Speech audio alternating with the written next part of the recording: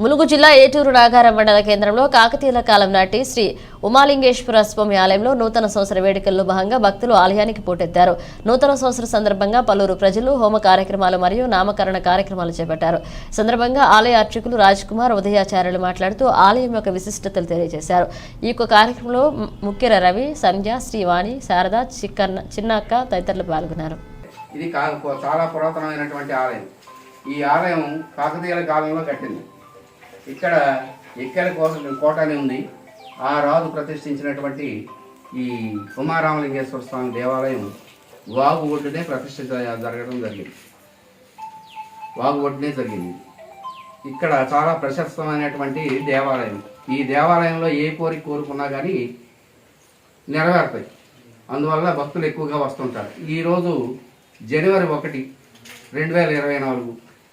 అందువల్ల భక్తులందరూ చాలామంది రావడం జరిగింది. ఇంగ్లీష్ సంవత్సరం అయినా కానీ మన హిందువులు చాలామంది ఆలయానికి వచ్చి ఇక్కడ స్వామివారిని సేవించుకోవడం జరిగింది.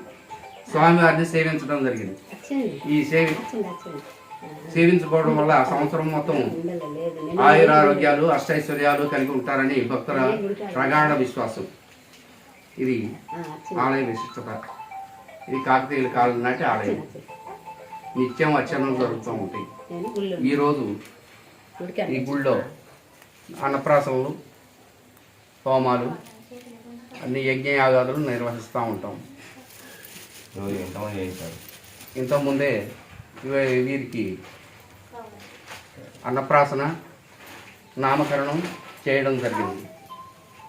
ఇక్కడ జరుపుకున్నటువంటి ఏ కార్యక్రమం అయినా సరే విజయవంతంగా నిర్వహించబడుతుంది. తర్వాత వాళ్ళ ఆయురారోగ్యాలు, అష్టైశ్వర్యాలు కలిగి ఉంటాయి.